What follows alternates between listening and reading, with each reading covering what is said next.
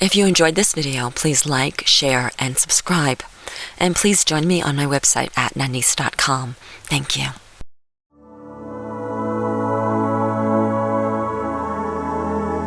It's your time for Chai with Nanice.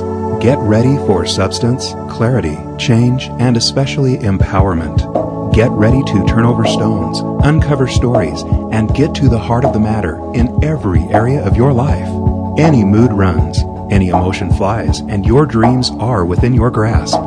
There are no limits or boundaries, and your comfort zone is out of reach, yet it's the safest place you will ever be. Come in, sit down, and have some chai with Nanice.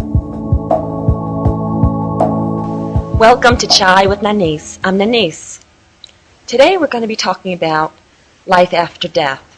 Does it exist? And if it does, what is it? And how do we find out more about what exactly happens when we die? My guest today is Doug Ketchum, and he recently lost his wife of 10 years. And as a result of that, it has launched him very deeply onto the spiritual path and really striving to understand what happens in death and what happens after death and how do we break through this illusion on this plane. And so without any further delay, I'm going to bring you on, Doug, and we'll start chatting. Hi, thank you for having me, Nanice. Appreciate you inviting me to just share some of my thoughts with you. Well, thank you for being here. And it's hard enough going through, a loss of somebody that you love so much. And having the courage, to share that publicly, what that experience is, that's just amazing. That's extraordinary to me.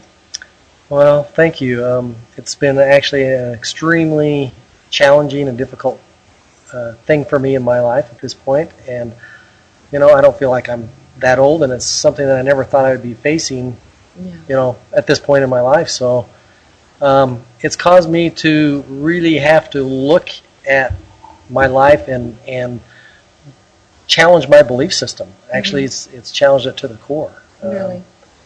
God had to go back and really rethink a lot about what I do believe, and what things matter, what things don't matter. Yeah. And as you mentioned, one of those things is the illusion. I've had so many things that I would call, I guess, synchronistic events happen to me since Danelle passed away. And when exactly did she pass? She passed away January 9th. So it's just been a couple of months. Yeah. And of course, my initial reaction was it just wasn't real. Yeah. It didn't feel real. I kept expecting the phone to ring, for her to be on the phone to talk to me. I kept expecting her to walk into the room. Yeah. And it's changed my life in very dramatic ways that really had never expected to be going through at this point in my life. And so it kind of launched me into some paths of study and research, kind of paths that I was on before, but not really focused intently on like I probably could have been.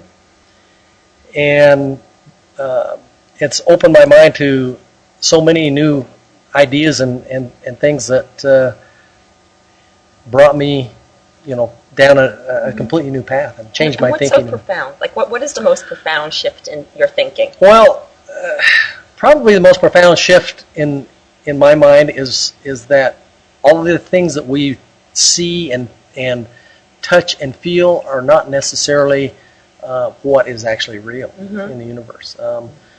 Our reality is based on our perception, and it's just more or less neurons firing in our brains. We taste something. It's a neurological process that tells us what it is and what it means. But a lot of the stuff that we are seeing and thinking and touching and feeling is simply feedback mechanisms that we have been programmed to accept. Like a virtual ride. Like a virtual ride. It's exactly what it is. Yeah.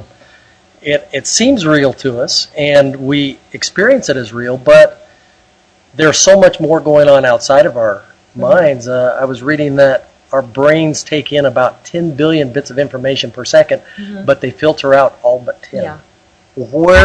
What's that other 10 billion that we're missing? Right. And what does it mean to us? Exactly.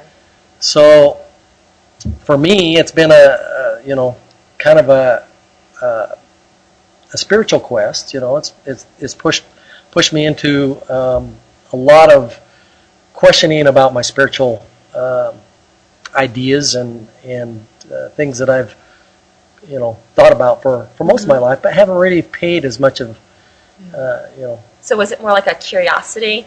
It was interesting, intriguing, and then when you had an experience of losing Danelle and wanting to have connection with her, is that what? That's made me focus on it much more than I had in the past. Yeah. Actually, if I can digress a little bit, years ago, and this has been back in 1985, I had a daughter that had a near drowning accident, and the whole process of what we went through left me very emotionally charged for years, and I still have a lot of emotion built up over that event. But when Stacy had her accident, she was 15 months old, and it left her severely handicapped for the rest of her life. She's in a position where she can't really do anything for herself.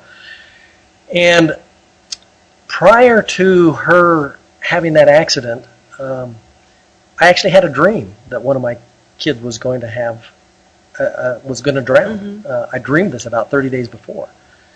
And I wasn't really in a position at that point in my life where I was paying attention spiritually to those precognition kind of things, and so I wasn't paying attention to all the warning signs. You didn't know you had to. I didn't know I had to. Because you had never had an experience that told you had to. So. And so, unfortunately, we had, my wife and I at the time had, we'd moved down to Florida and things hadn't worked out there for us. So she went back to stay with her parents and in southern Utah, and I had moved in with my sister in Arizona to find some work. And my sister, in the process of me looking for work and things, wanted my wife and the kids to come down and stay with her for a while before we got our apartment and found our own place.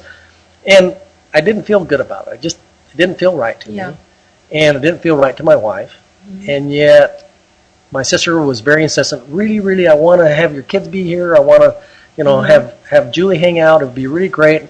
So we kind of got our arms twisted and talked into it. And Julie didn't feel good about it at the time either. And so she came down there, and within just a couple days after she got there, she had been outside walking with the kids, and I was actually in the kitchen looking through a newspaper looking for apartments. And she walked into the kitchen and says, "Doug, I can't find Stacy." And I knew immediately where she was. And I ran straight to the pool and found her, floating face down in the pool. And at that point, I pulled her out of the pool and started to do the CPR with her. But I was so shook up, I was pretty much not worth much at that point. It was a life-shattering event to me, and so my brother-in-law Joe came out and took over, and of course they called the paramedics, and it took them about 45 minutes to revive her after after I'd found her. But still, she was in a coma. It was very serious. We did not know whether she was going to live or die. And so it had a profound impact on me at that point in time, because I realized I had an event in my life that was warning me that was going to happen. And I wasn't paying attention to it spiritually. And so after that, I guess it changed my point of view from the perspective that I started to look at things. I started to listen to kind of what I call my inner vision, my higher self, and started to try and pay attention to some of those things that do make a difference. And of course, it's hard to always know what might have happened if you listen to something and you change your path because you're listening. So there are probably many things that I'll never know that might have turned out different because of that. But regardless of that, that was kind of my awakening point, and that kind of got me on my spiritual path.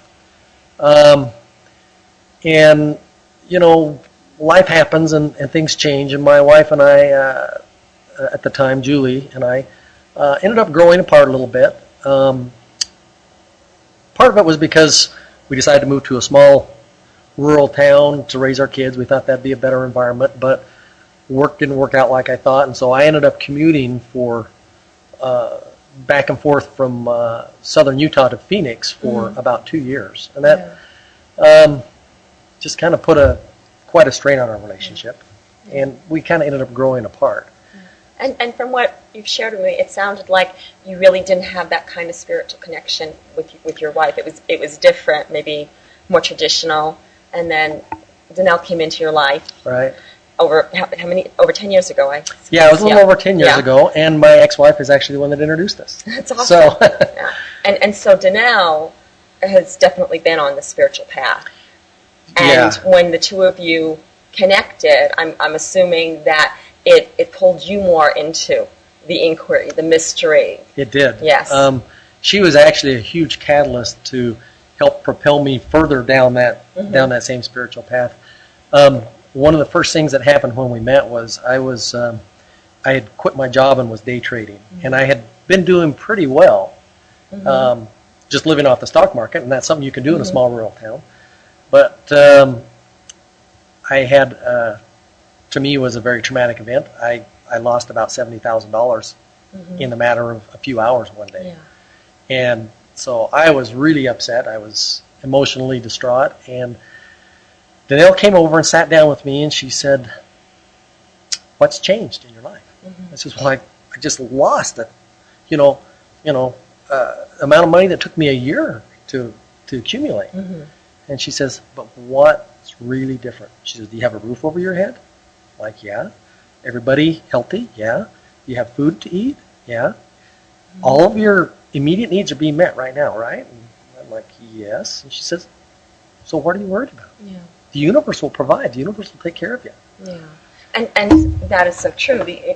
We don't realize it until we start trusting it. Yeah. And that's it's like a catch-22, because you don't want to trust it until you have something to believe in, some history. But if you don't trust it, you're not even going to recognize it. Get it there. Yeah. Right. And so it's a good segue for how we actually came to be speaking here today. It really is, because oh my gosh, the story you had to tell me about. Yes. About. I'll share this story. Okay, yes, please. And as many of my listeners know, a couple of weeks ago, I did not make it back for a show. And the reason for that is because my car broke down south. And for those of you who don't know, we're actually in Utah right now, Salt Lake City, Utah. And on my way home, I was trying to, make up some time. So of course I was speeding, and my son's, red Stealth, and before I knew it, there were some lights behind me, and that's never good. I was doing 94 and 75 or something. He knocked it down to 90. But it was really interesting because, my first experience is that I knew immediately that I was not going to make the show, because I had pinned it down to the minute, and that minute was gone. And I also just watched myself just be absolutely fine. There was no reaction. It was, okay, got a ticket, that's fine. And when the police officer was about to walk away from the car after giving me the ticket, for some reason I said, "Excuse me, what's your name?" And normally, if you ask officers their name, they give you Officer Smith, or and they use their last names. But for some reason, he said Doug, and I thought, that's interesting. I mean, I've never heard an officer introduce himself by his first name. No officer, no last name. Kind of out of Doug. character, huh? It was really out of character. So I paid attention, and I've learned in my life, when things don't fit, when they seem out of character, out of place, that I really need to listen. Because the universe, a lot of the times, will give you these blatant signs. And if you just pay attention, they're very easy to spot. Okay, so I get on my way, and now that I realize that I'm not going to make it, I figure, let me stop for some snacks at the next gas station. So I pulled in, and it was interesting because the gas station, it was all attendants. You couldn't pump your own gas. For Utah, as you know, Doug, that's very unusual. Really unusual. Yeah, and there were just a whole bunch of guys, and I was like, in the cute little uniforms, And I get out of the car, and guys fill in my tank, blah blah blah. He came into the the Mart area, and he gave me my keys back, and I said thank you, and I said, and excuse me, what is your name? And he said, Doug. And I thought, Doug? Okay. Now, that in itself wouldn't have meant anything, but the fact that I just got pulled over by a cop. By a Doug. Right. Yeah, so it was, connections start to be made. That's another thing that you can look for in your life when there's patterns, when you keep seeing things over and over in different contexts. So I get on my way, and I'm driving, and all of a sudden, about maybe an hour later, there's a huge billboard, and it's from, I don't know what company, and it says, we are looking for people named Doug.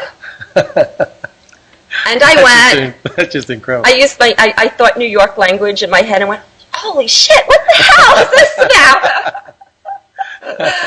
And, just kept, my mind kept going. And really, I knew that it was telling me something. I knew that it was. And I didn't know what. And what I've also learned that is when messages are apparent, as in this case, that I just hold the question open without letting my limited human mind try to answer it, and I just wait for it to be answered. But because I'm so open and I'm sorting for the answer, I'm more likely to see it. So a couple of days later, a friend of ours was having a community get-together. Right. And I had not seen you. Gosh, it's been months. Probably November, December. Yeah, at least. Maybe even before that. Maybe even before, yeah. It's been a while. And you and I, we've seen each other. We always, hug each other hello, and, but we've never really even talked. I mean, Danelle and I have had some lovely conversations, but you and I, never really talked. Yeah. And when I walked into this community gathering, I was late because I run late. I like to call it perfect timing, but other people call it late. So when I walked in, I noticed you right away. And I had sat down in like the only chair that there was available. And there was this voice in my head, and I could not get it out of my head. And it was like, go sit next to him, go sit next to him, go sit next to him. And all of a sudden, the bell went off. And I thought, Doug! And I knew instantly that that's what all the signs were pointing me towards you. And when this man finally got up from sitting next to you, I stole his seat instantly. Right.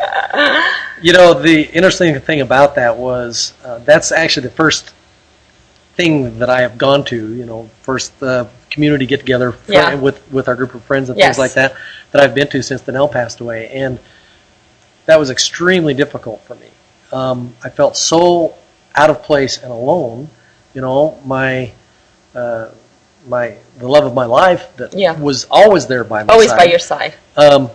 Wasn't there. Yeah. And I was feeling very lost, very out of place, and very alone. And you came and sat down on the couch, and you hugged me, gave me a kiss, and you just sat there and held my hand. We didn't really speak. No. But you just sat there and held my hand. And the overwhelming feeling to me at that point was just an unconditional love. Mm-hmm. And I didn't need any words. Yeah. It just was what it needed to be at that point in time, and it was incredible. And so, as you know, I emailed you a couple days, the next day or the day after, and just said thank you so much for that gift, and told you a little bit about what it meant to me at that point in my life. And then of course you told me, I have all of these things that have been coming to me from Danelle. Yeah. And because once I realized the messages were pointing towards you, and I saw you, then there was like a flood of information, and I've what I guess many people call it channeled. Souls of people that have passed over. I've done that since I was really, really young, and so it's there for me, and I can turn it off and on. And once I realized that this was happening, and like Danelle very clearly was speaking to me, and giving me very specific words and sentences. And those words and sentences that you emailed to me, some of those things were just so uncanny because it's things that only her and I knew. Yeah. And it's the words that she would have used if she had been saying them herself. Yeah. And that to me was just is like one of those things that you can't deny. I'm an empirical evidence kind of guy. I work I work in the engineering field, and things have to make sense to me. Yeah. And yet, when I have some of these experiences that of things that happen Right. that I know that it's something out of the ordinary that can't be explained. I just have to accept it, you know. And so to me it was actually very exciting because it's like, okay, I'm not crazy. Right. I'd gone through during the last few months, you know, I've gone through a lot of abnormal things to me that, you know, I question my own sanity. Right. Say, is this really happening, or is it my brain making these things up? Right. For example, and you know that's one and the same. of course it is, but We'll get to that. Yeah. Right after Danelle passed away, I was doing some meditating one evening, and I wanted to feel that connection. I wanted to, you know, I was concerned that she was okay, that she was happy, that she even existed. Right. You know, I was questioning all of those things. Yes. And so I was searching for some answers, and of course I was doing it. I was very emotionally distraught still. The next morning after I was doing that meditation, I got up and I went to stand on the scale in the bathroom, which is kind of just a daily ritual. A digital scale. Yeah, digital scale. And instead of flashing my weight, it started flashing yes, yes, yes. And that just blew me away. Because scales don't do that. Scales don't do that. Yeah. And it's never done it before, and it's never done it since. Yeah. So it's like, okay, I get it. I understand. And do you sleep with the scale now? pretty close. Okay.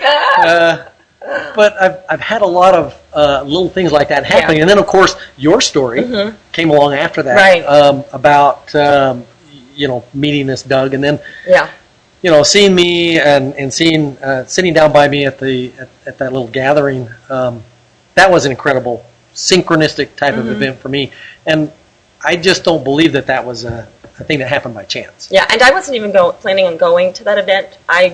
But something told me that I needed to go. Oh, see? So I had my pajamas on and everything, and something said, you go, and I did change, so. Right. Yeah. Well, it had a huge impact on me. Yeah. And, of course, some of the messages that you gave me, you told me I needed to look for this scarf. Yes. So I was shown, Janelle showed me this scarf, and it was a silky scarf, and I could see it very clearly, and for some reason, and I'm still not completely clear why, but for some reason, she told me to tell you to find the scarf. Yes. Well, and you know, you emailed me that information, and I sat there all day and tried to rack my brain, like, what scarf? What scarf? I don't know anything about a scarf. The only thing I could think of was this little plaid kind of handkerchief that I carried around in my coat pocket, and I thought, well, that's about the only scarf I can think of. And I didn't think you carried a frilly scarf you didn't in your think jacket, so, but you know, I didn't know. I didn't really want to admit it. I but know. Now we know two secrets: that you sleep with a secrets, scale and you carry a women's scarf in your jacket. Yeah. Oh boy, I'm digging myself started. I know. Anyway, so I thought about that all day, and the second I walked in my door that night, I mean, literally, as I walked through the door, it hit me. Oh, she had this scarf that she used to use when we would do meditations, and she had these tarot cards and stuff that she would read. And I didn't remember what it looked like exactly because I hadn't seen it for a while. Right. But so I immediately went in the other room and started going through some of the drawers and things looking for it, and I didn't find it. And so I emailed you and told you, oh, I think I know what scarf she's talking about. Yeah. And you says, well, you need to find it. And so I looked for it a little bit, and it just wasn't turning up. And a little bit more time went on, and I mentioned it to my sister-in-law, to Danelle's sister, about it. She says, well, you need to go find that scarf. So I went to bed that night, and I get up for work about a quarter after 4 in the morning, because we have a lot of clients on the East Coast, and so I'm in the office pretty early. So I went to bed about 8:30, quarter to 9 that night, and fell asleep. 10 o'clock, I got woke up out of a dead sleep, and something told me, go check the garage door. And I'm like, well, that's really weird. Why would I need to check the garage door? But you just do what you're told now, and I'll take it any chance. Right. So I got out of bed, and by the way, nobody is home at my house. I have a son that lives with me, but his girlfriend lives in Nebraska, and he was out of town in Nebraska. Yeah, so it's just you. So it was just me. So I went and opened the door to the garage, and I looked out there, and there was the automatic garage, the big garage door. It was open. Yeah. And so I pushed the button and closed the door, and I went back to bed and fell back to sleep. Midnight comes along 2 hours later, and I got woke up out of a dead sleep again. It says, go check the garage door. Oh. So I went out to check the garage door, and it was open again. Wow. And so I said, okay, I get it. I get that you're trying to communicate with me. So I wanted to be open to that communication. So I closed the garage door and I went back to bed, but I got my journal out and I sat there and just started writing whatever would come into my mind. And I felt like it was, and this is maybe my mind again, I don't know, but I felt like Danelle was there communicating and talking to me. And she started telling me all this stuff. And one of the things that was a consistent theme, and it was a theme that happened the night before she died, was getting past the illusion, learning to see past the illusion. Yes.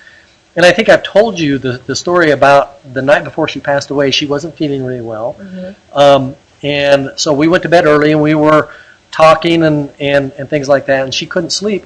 And all of a sudden, during the middle of a conversation, she sat bolt upright in bed and she just said, all of this is an illusion.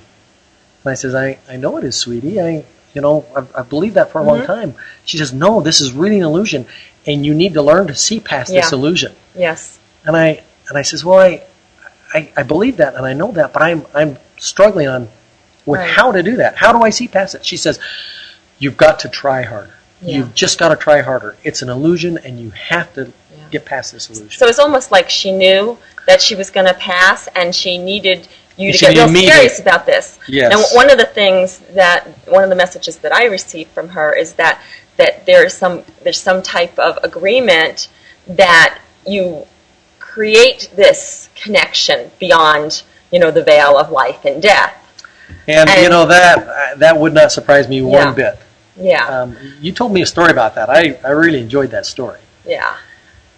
Do you recall that story? Which story was that? The story of the little boy.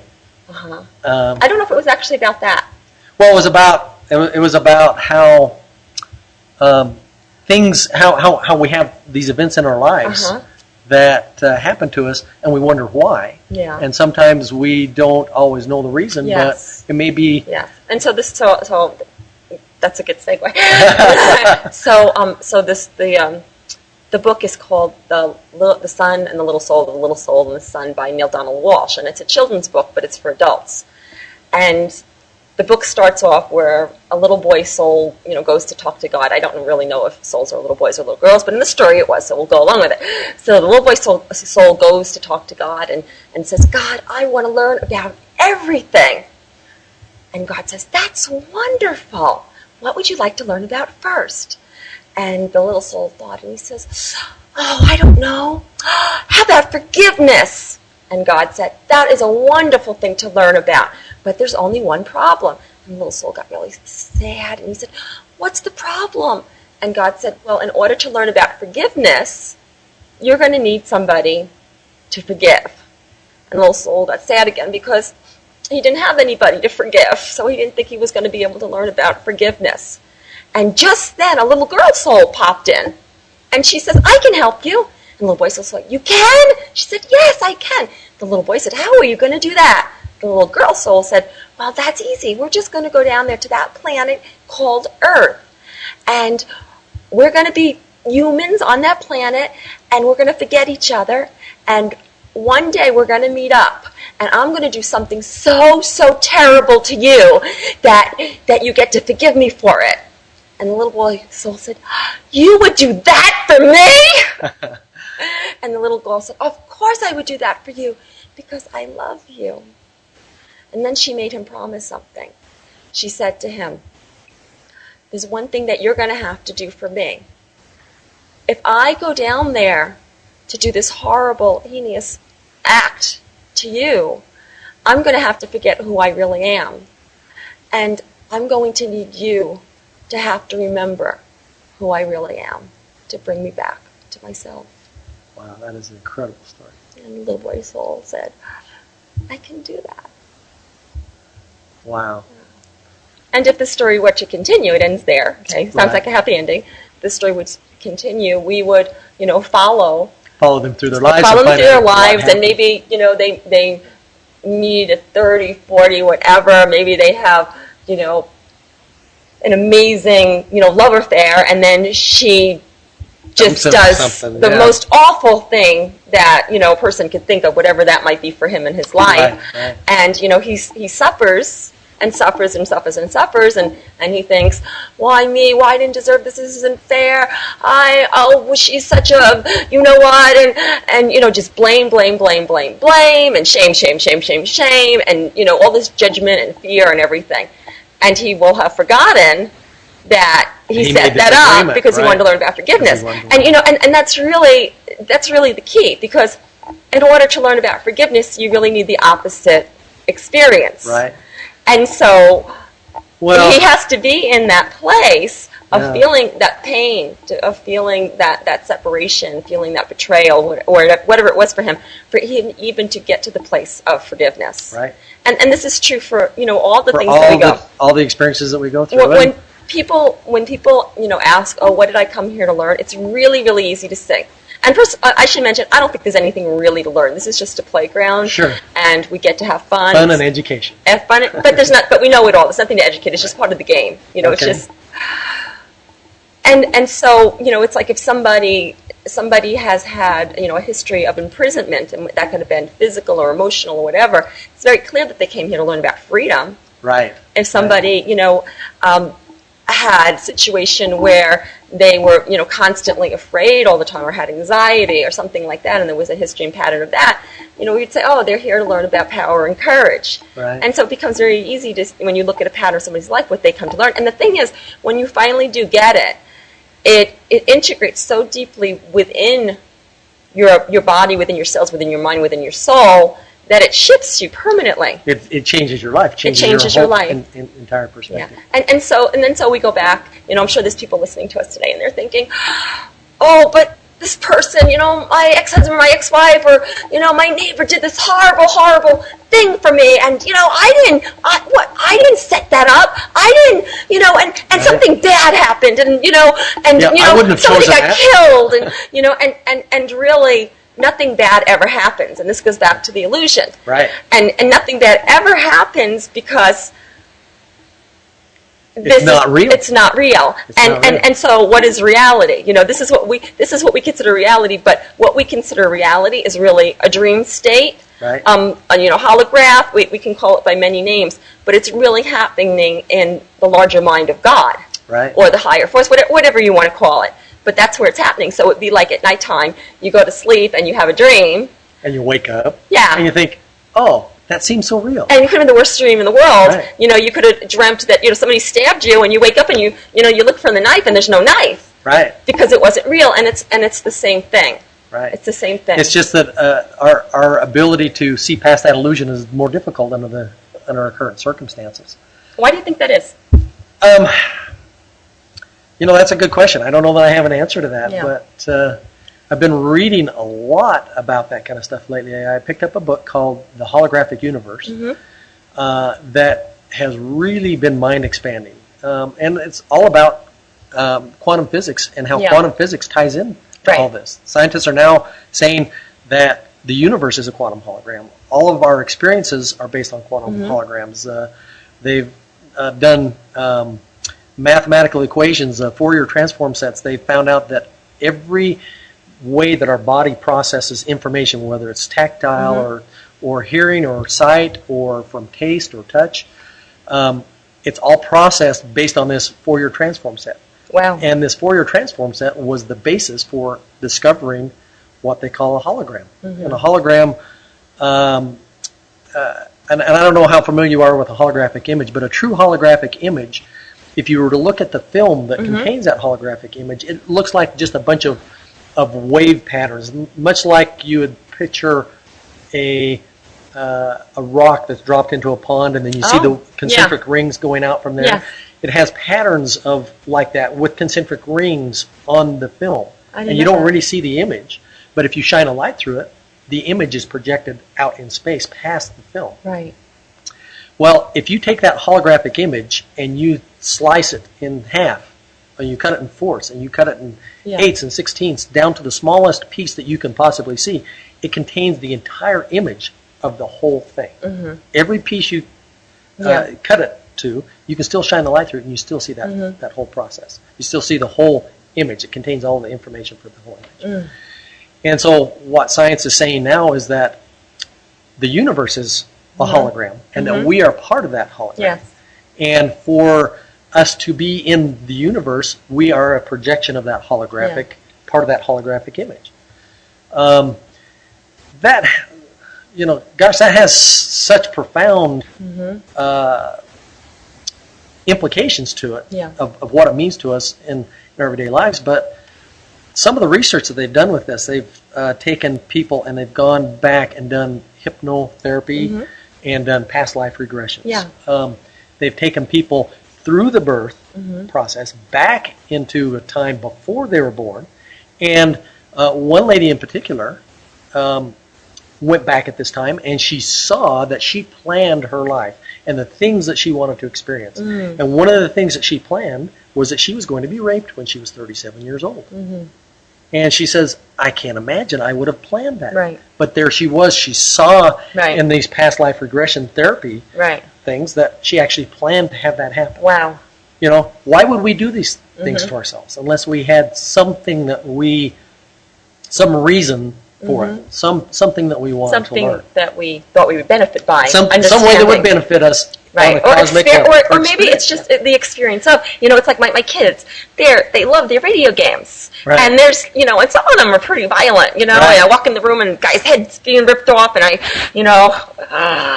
and then they have another life. So, the guy's head's back on and Right. then, and then it's off again. And then it's off again. And it's just like that. And How much like a reality is that? I mean, like I a think- universal reality. Yeah, I really do think it's a universal reality because we cannot be destroyed. Right, you can't really hurt us. Yeah, No. our bodies can be killed, but Yeah. the essence of who we are. Right, personality, Yeah. that's like clothing. Right.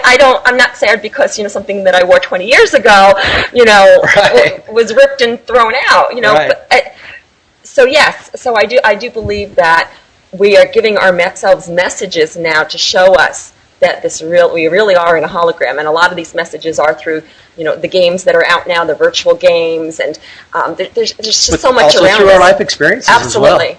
as well. Yeah. So the other day I was thinking about this, about manifestation, and it's particularly intriguing. A lot of people are really into it now because of movies like The Secret and other Right, ones as right. well. So now it's become more mainstream. It's more acceptable to talk about. Right. People are intrigued, but I was thinking about that. Like, what is it? Why can we so easily manifest some things but not others? And the answer came specifically clear, and that is the conditions we place on it. So, like if I'm thinking, if I'm trying to manifest a new boat in my driveway, I have conditions that I placed on them. Conditions are that somehow, I'm going to have the money to pay for it or the credit to pay for it. I'm going to have to go to the boat showroom. I'm going to have it brought here. I've got, all these things that I think I have to do. Right. And there it is. And I can't accept, but I'm working on it. I can't accept, maybe we'll go out right now, there'll be a boat out there. I cannot accept that, the boat will just appear there miraculously because the brain cannot. Because our minds have been programmed not to believe. It's this condition. It's a condition. Like this, we believe on this earth plane that there's cause and effect. And really, in the universe, beyond the limitations of Earth and gravity and all the other factors, there are no conditions. No conditions. There's no cause and there's no effect. There just is, and you just think it into being. Now, it's really kind of fun that we play with cause and effect because it becomes, again, this game. If my kids were playing a virtual game and they just thought, oh, okay, other guy killed, that wouldn't be very much fun, right? But since they have to go through this process of, of conditions, I have to do this, and then I kill the other guy, and then, I win or whatever, then it becomes fun. And I think a lot of it is like that for us. I mean, it may not seem that way when we're going through something horrific, but on a greater scale. Yeah, if we could see the big picture, Yes. It's absolutely that way. Absolutely. And that's so much about one of the really basic lessons that I learned when Danelle and I first met and first started seeing each other is that thing is she's, what are you worried about? Right. The universe will provide. Right. And I remember at that time, she didn't have a car and she needed one. She says, one will turn up. Yes. A couple weeks later, one was given to her. Yes. Because she didn't have a condition on it. Because she didn't have a condition. Because she said it can come any way it wants to come. Any way it wants to come. If it wants to land on my roof, it can land on my roof. Yep. And really, that is the true secret to manifestation. But you can't just say it. You really have to open up the space. And one thing that I've also been looking at is that, what we consider miracles. I have a new definition of miracles. Doug. You're going to be the first one to hear it, okay? So miracles happen when we release some or all of our conditions. So let's say, it's like you have a sick child or, just a huge problem and you're just praying for help and just, pray, anything, please, please, please. Because you want the results that you want the manifestation of help or whatever it is, that you are so willing to give up all your conditions so that suddenly it can manifest what we call miraculously. But really, we have the capability to do that every moment of our life, anytime. Right. As soon as we give up the attachment to what we think has to happen in order for us to have it, then it can appear. Right. And like in a dream. Like in a dream. And I have to tell you, the last 10 years of my life I spent with Danelle have been like that. Wow. I can't tell you how my life has changed so dramatically because of that just because of that one concept right there. And yet when I try and wrap my mind around it, all of a sudden I start putting all these conditions on it and saying it doesn't believe it. Yeah, the mind is conditioned to have conditions. It's funny because we started talking, Danelle and I started talking about this, gosh, it had to be 6 or 7 years ago. And we heard this story that says, put this to the test. If you don't believe this, put it to the test and see if it's true. So we said, okay, we're going to test this. We want $10,000. We need $10,000 and we'd like it in the next 2 or 3 months. Well, 3 weeks. 3 weeks. We had a friend happened to be in town visiting, and he asked if he could come over and stay and visit with us. And we're like, sure, come and stay and stuff. You rented your house out for $10,000? No, it's way better than that. Cool. Okay, awesome. Okay. This friend's name was Tim, and he stayed overnight. We sat and talked about old times and just all philosophy and all different kinds of things that we were all interested in.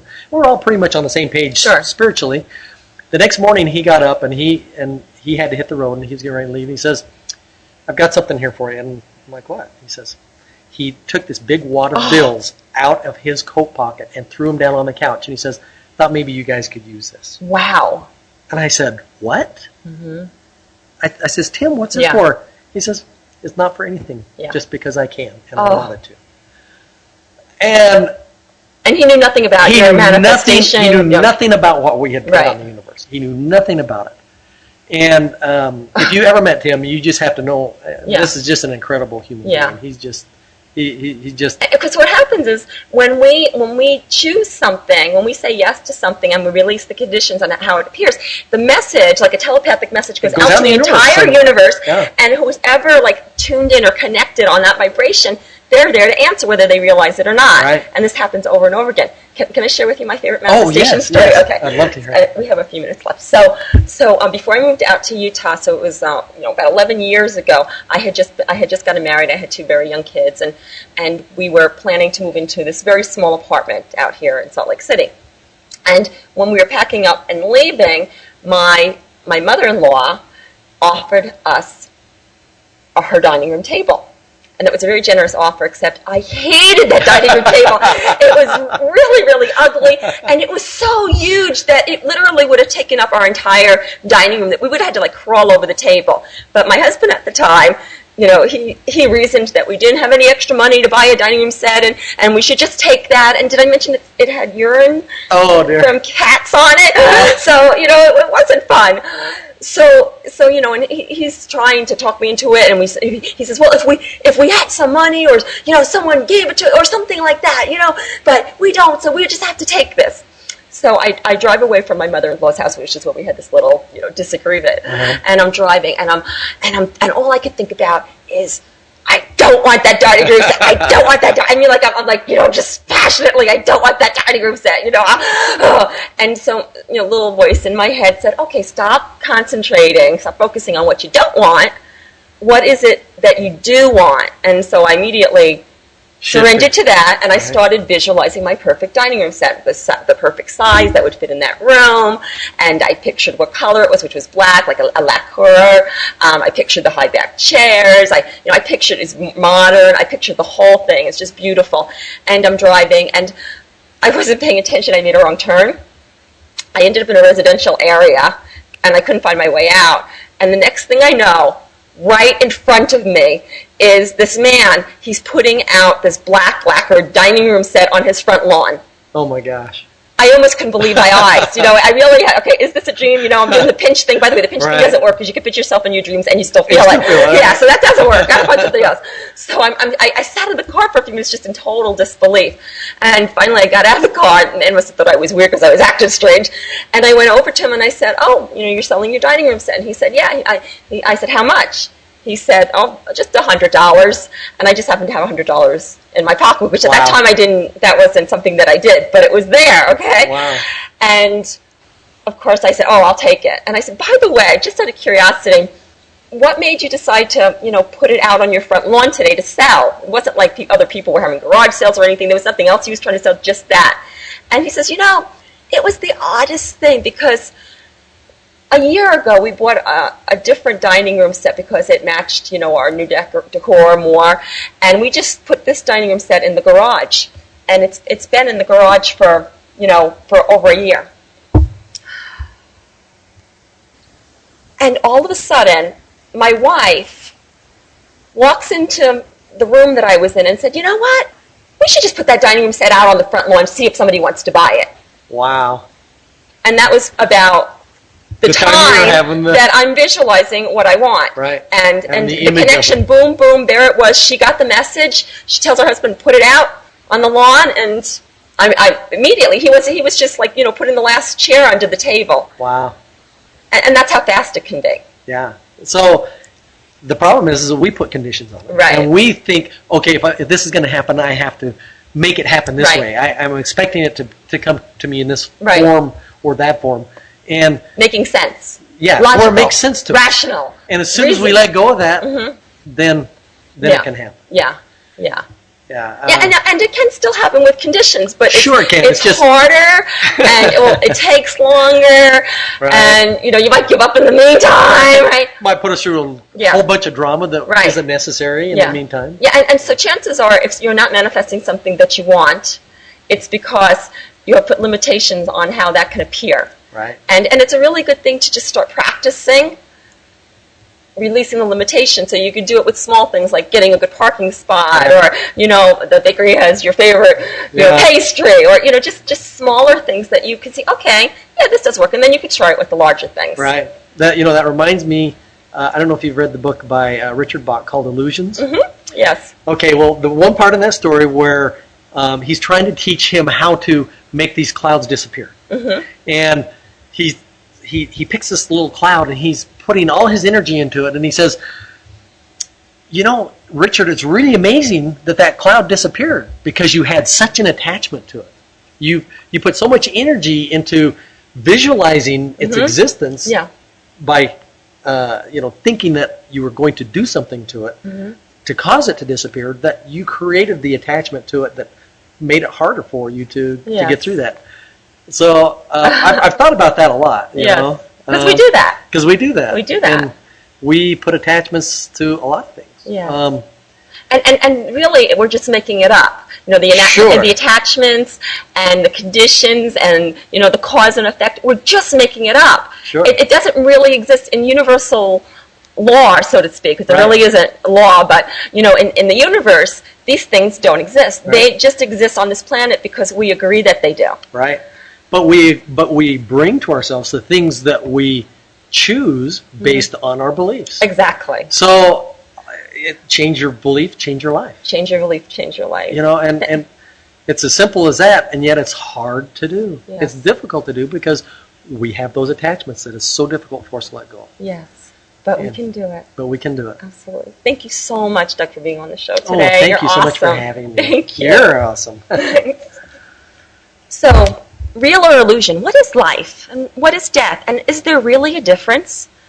Our world is changing, and it is changing so quickly that the veil between life and death, between illusion and reality, whatever that might mean, is being lifted. And as it is lifted, life, death, the universe reveals its magic and miracles in every way and every day. And then we sit back and we finally realize that the magic and the miracles were there all along, just for wishing them to be and believing that they would come. You have been listening to Chai with Nanice. I'm Nanice, and I invite you to visit my website at www.nanice.com, Nanice.com, and please email me and share your stories of spiritual experiences with people who have passed over, your own, anything you want to share. I'd love to hear from you. Have a great week. I'll talk to you next week. Thank you for having Chai with Nanice.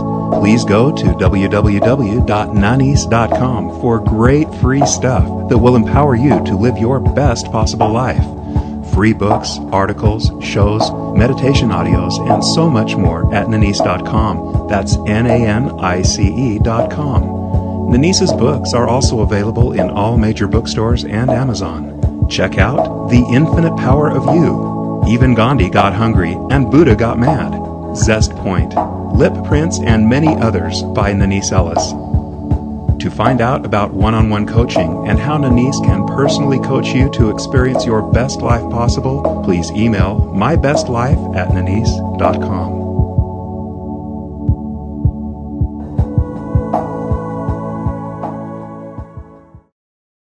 If you enjoyed this video, please like, share, and subscribe.